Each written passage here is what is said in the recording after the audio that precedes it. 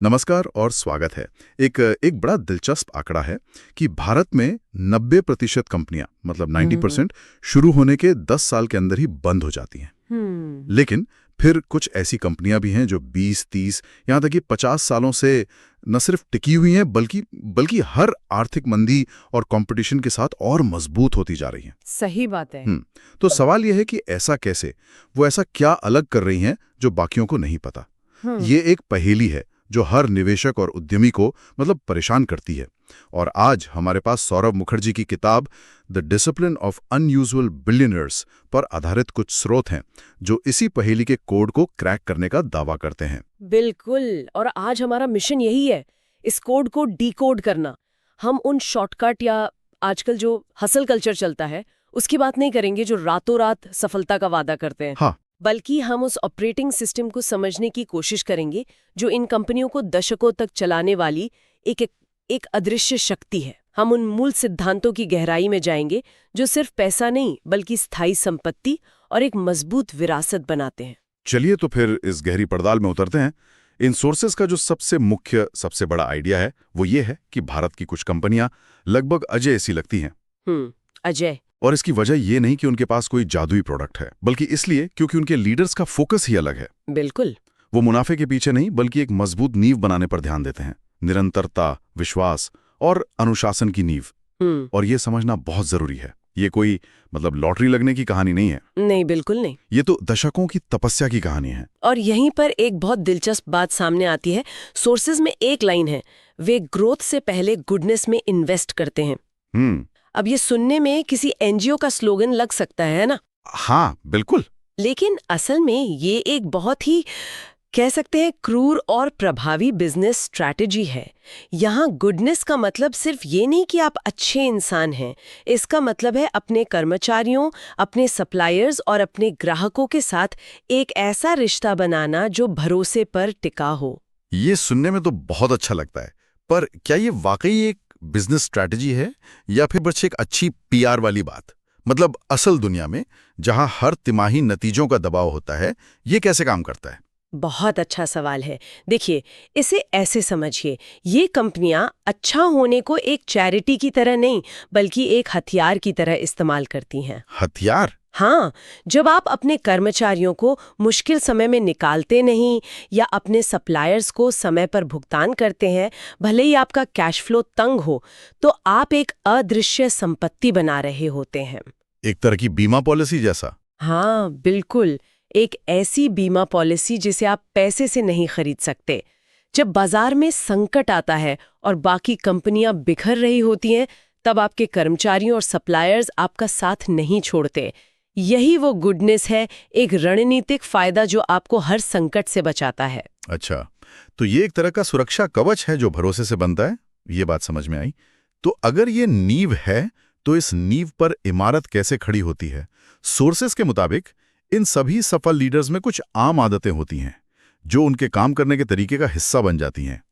पहली आदत बताई गई है कट्टर अनुशासन, यानी फैनेटिक डिसिप्लिन। हाँ, और यहाँ ये कट्टर शब्द बहुत सोच समझकर इस्तेमाल किया गया है। इसका मतलब है कि ये लीडर्स भावनाओं या बाजार के शोर शराबे के आधार पर फैसले नहीं लेते हैं। उन्होंने अपने बिजनेस को चलाने के लिए एक सिस्टम, एक प्रक्रिया बनाई है। ओके। और फिर चाहे बाजार में तेजी हो या मंदी हो, वो उस सिस्टम पर टिके रहते हैं। लेकिन क्या इसका मतलब ये नहीं है कि ये लोग जिद्दी होते हैं और बदलते वक्त के साथ खुद को बदलते नहीं? मतलब अनुशासन और जिद के बीच एक बहुत पतली सी रेखा होती है। ये एक बहुत महत्वपूर्ण सवाल है। असल में ये अनुशासन कामों को लेकर नहीं बल्कि फैसले लेने की प्रक्रिया को लेकर है। इसका मतलब ये नहीं कि वो अपनी स्ट्रैटेजी नहीं बदलते। इसका मतलब है कि वो स्ट्रैटेजी बदलने का फैसला भी एक अनुशासित प्रक्रिया के तहत लेते हैं, न कि घबराहट में। अच्छा। उदाहरण के लिए, वो हर नई चमकती चीज के पीछे नहीं भागते। उनका एक सिस्टम है कि हम किसी नए बिजनेस में तभी जाएंगे जब वो इन 5 पैमानों पर खरा उतरेगा। अगर वो 4 पर खरा उतरता है और 1 पर नहीं, तो वो उसे छोड़ देंगे, चाहे वो कितना भी आकर्षक क्यों न लगे। तो ये न कहने की ताकत है। बिल्कुल, ये अनुशासन न कहने की ताकत है। दिलचस्प है। तो ये अनुशासन एक तरह का फिल्टर है जो उन्हें भटकने से बचाता है। ये बात तो समझ में आती है, लेकिन सिर्फ अनुशासन से तो काम नहीं चलेगा। आप अनुशासन का पालन किस लक्ष्य के लिए कर रहे हैं, ये भी तो जरूरी होगा। शायद यहीं पर दूसरी आदत, लंबी अवधि की सोच का रोल आता है। आपने बिल्कुल सही नस पकड़ी है। अनुशासन एक गाड़ी है, लेकिन लंबी अवधि की सोच वो जीपीएस है जो बताता है कि गाड़ी को जाना कहाँ है। हाँ। जहां ज्यादातर कंपनियां और उनके मैनेजर अगली तिमाही के नतीजों के लिए जी जान लगा रहे होते हैं, बिल्कुल।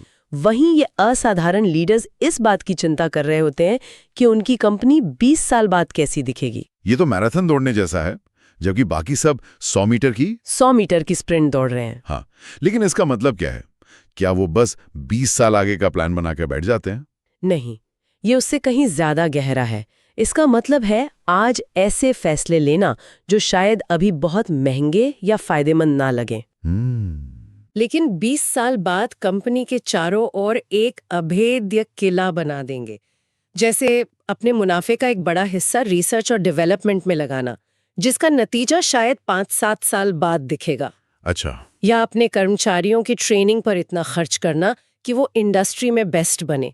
या फिर ऐसी कस्टमर सर्विस बनाना जो महंगी तो है, लेकिन ऐसी वफादारी पैदा करती हैं जो पीढ़ियों तक चलती हैं। सही बात है। ये सब छोटे अवधि के स्प्रिंट में आपको धीमा कर सकते हैं, लेकिन मैराथन में यही आपको जिताते हैं। ठीक है, तो लंबी रेस में अकेले तो नहीं दौड़ा जा सकता। आपको लोगों का साथ चाहिए, कर्मचारी, ग्राहक, निवेशक। शायद यहीं पर वो तीसरी आदत काम आती है जिसे सोर्सेज गुडनेस फैक्टर कहते हैं। बिल्कुल। इसके 3 हिस्से बताए गए हैं: मजबूत नैतिकता, साफ सुथरी अकाउंटिंग और ग्राहक प्रथम दृष्टिकोण। हाँ, और ये तीनों मिलकर उस विश्वास नाम के ईंधन को बनाते हैं जो इस लंबी मैराथन के लिए जरूरी है। मजबूत नैतिकता आपकी टीम को एक साथ जोड़कर रखती है। साफ सुथरी अकाउंटिंग, जहां आप कोई हेरफेर नहीं करते, वो निवेशकों को ये भरोसा देती है कि उनका पैसा सुरक्षित हाथों में है। और फिर आता है ग्राहक प्रथम दृष्टिकोण। लेकिन ग्राहक प्रथम तो आज हर कंपनी का नारा है। हर वेबसाइट पर लिखा होता है कस्टमर इज किंग। ये कंपनियां ऐसा क्या अलग करती हैं कि ये सिर्फ एक मार्केटिंग स्लोगन बनकर नहीं रह जाता? वो इसे कहते नहीं हैं, वो इसे करके दिखाते हैं। खासकर उन छोटी छोटी बोरिंग चीजों में जहां कोई देख नहीं रहा होता। जैसे एक no questions asked return policy, भले ही उसमें उन्हें कभी कभी नुकसान हो। या फिर अपने कस्टमर सपोर्ट को एक कॉस्ट सेंटर की तरह नहीं, बल्कि एक इन्वेस्टमेंट की तरह देखना। अच्छा। जब कोई ग्राहक आधी रात को भी फोन करे और इसकी समस्या हल हो जाए, तो वो सिर्फ एक खुश ग्राहक नहीं बनता, वो आपका ब्रांड एम्बेसडर बन जाता है। सही है। ये कंपनियां समझती हैं कि एक नया ग्राहक लाने से कहीं ज्यादा सस्ता और फायदेमंद है अपने पुराने ग्राहक को खुश रखना। यही असली ग्राहक प्रथम होना है। और ये सब बातें मुझे चौथी आदत पे ले आती हैं, जो शायद कई लोगों के लिए, खासकर आज की पीढ़ी के लिए, थोड़ी चौंकाने वाली हो सकती हैं। सोर्सेज में एक बहुत शक्तिशाली संदेश है: brilliance doesn't build billionaires, discipline does. हाँ। यानी प्रतिभा अरबपति नहीं बनाती, अनुशासन बनाता है। ये तो आज की स्टार्टअप कल्चर से बिल्कुल उल्टी बात है, जहां हर कोई अगले ब्रिलियंट आइडिया की तलाश में। हाँ, और ये इस पूरी फिलॉसफी का सार है। हाँ। हमारा समाज अक्सर उस एक ब्रिलियंट मोमेंट को सलाम करता है, वो एक आइडिया जो दुनिया बदल दे। बिल्कुल। लेकिन ये किताब कहती है कि बिजनेस में सफलता ऐसे नहीं मिलती। सफलता मिलती है एक साधारण से सही काम को हजारों बार, बिना थके, बिना बोर हुए लगातार करने से। कभी कभी किया गया एक शानदार काम उतना शक्तिशाली नहीं होता जितना कि सालों तक लगातार किया गया एक औसत लेकिन सही काम। ये तो निवेश में कंपाउंडिंग के सिद्धांत जैसा लग रहा है, जहां छोटा छोटा पैसा लंबे समय में एक बड़ी रकम बन जाता है। बिल्कुल, ये आदतों की कंपाउंडिंग है। जैसे पैसे समय के साथ कंपाउंड होते हैं, वैसे ही रोज रोज किए गए छोटे छोटे सही काम, ग्राहकों के साथ किया गया अच्छा व्यवहार और अनुशासित फैसले, ये सब मिलकर समय के साथ एक बहुत बड़ी और मजबूत कंपनी का निर्माण करते हैं। ये एक धीमी, लगभग बोरिंग प्रक्रिया है। इसमें कोई ग्लैमर नहीं है, लेकिन इसके नतीजे असाधारण होते हैं। यानी मेरा जो एक दिन में दुनिया बदलने वाला ऐप बनाने का सपना है, उसे शायद दोबारा सोचना पड़ेगा। खैर, अगर इतने सालों तक एक ही काम को सही ढंग से करना है, तो इसके लिए एक मजबूत सिस्टम की जरूरत होगी। बिल्कुल। वरना तो चीजें उलझ जाएंगी। और यहीं पर शायद 5वीं और आखिरी आदत आती है, सरल और पारदर्शी सिस्टम। किताब कहती है कि जटिलता यानी कॉम्प्लेक्सिटी बिजनेस के दुश्मन है। दुश्मन। हाँ, ये कंपनियां जीतती हैं क्योंकि वो चीजों को सरल रखती हैं। उनका फोकस बहुत स्पष्ट होता है और उनके काम करने के तरीके भी।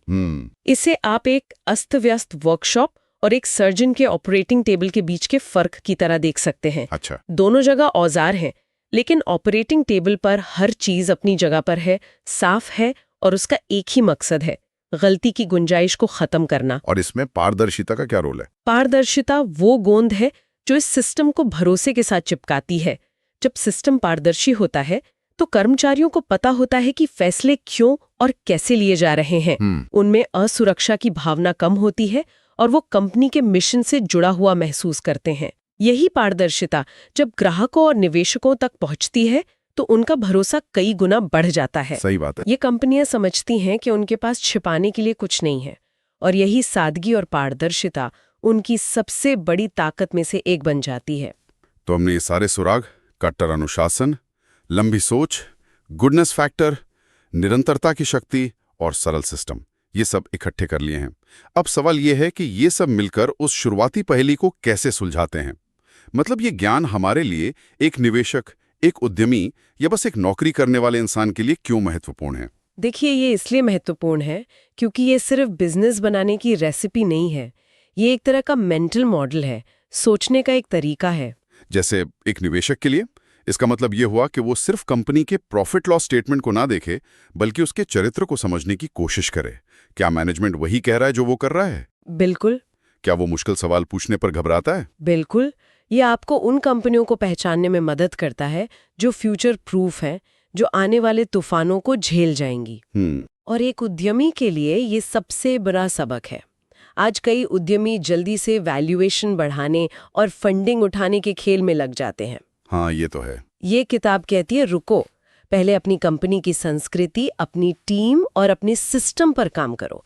ये जड़ें हैं। अगर जड़ें मजबूत होंगी तो फल अपने आप लगेंगे और पेड़ सालों साल खड़ा रहेगा। संस्कृति कोई नर्म चीज नहीं है, ये आपकी बिजनेस मशीन का इंजन है। और शायद हम सबके लिए, जो अपना करियर बना रहे हैं या धन कमाना चाहते हैं, उनके लिए सबसे बड़ा सबक यह है कि शॉर्टकट जैसी कोई चीज नहीं होती है। बिल्कुल। ये एक याद दिलाने जैसा है कि कंपाउंडिंग सिर्फ पैसों में नहीं, हमारी आदतों और हमारे रिश्तों में भी काम करती है। रोज रोज थोड़ा सीखना, रोज रोज थोड़ा बेहतर करना, लंबे समय में आपको कहीं और ही ले जाएगा। आपने इसे बहुत खूबसूरती से समेटा है। ये सारे बिंदु मिलकर एक बड़े विचार की तरफ इशारा करते हैं।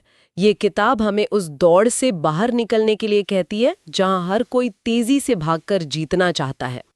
ये हमें बताती है कि शायद धीमा, स्थिर और अनुशासित रास्ता ही अंत में सबसे तेज और सबसे सुरक्षित होता है। ये एक ऐसा दर्शन है जो न सिर्फ बेहतर व्यवसाय बनाता है, बल्कि एक बेहतर और ज्यादा संतुलित जीवन जीने में भी मदद कर सकता है। बहुत खूब। तो आज की इस गहरी पड़ताल को यहीं समेटते हैं। हमने सौरभ मुखर्जी की किताब पर आधारित सोर्सेज के जरिए ये समझने की कोशिश की कि भारत की कुछ कंपनियां दशकों तक सफल रहने का रहस्य क्या है, और जो मुख्य बातें निकल कर आईं वो हैं कट्टर अनुशासन, सिर्फ अगली तिमाही नहीं बल्कि अगली पीढ़ी के बारे में सोचना, गुडनेस को एक रणनीतिक हथियार की तरह इस्तेमाल करना, और ये समझना कि रोज रोज की बोरिंग निरंतरता कभी कभी के ब्रिलियंट आइडियाज से कहीं ज्यादा शक्तिशाली है। बिल्कुल। और जाते जाते मैं श्रोताओं के लिए एक सवाल छोड़ना चाहूंगी जिस पर वो सोच सकते हैं। जरूर। लगता है, क्या सौरभ मुखर्जी द्वारा बताए गए अनुशासन, धैर्य और गुडनेस जैसे धीमे और स्थिर सिद्धांत पहले से भी ज्यादा जरूरी हो गए हैं, या फिर इस नए माहौल में इन्हें निभाना लगभग नामुमकिन हो गया है? इस पर जरूर सोचिएगा।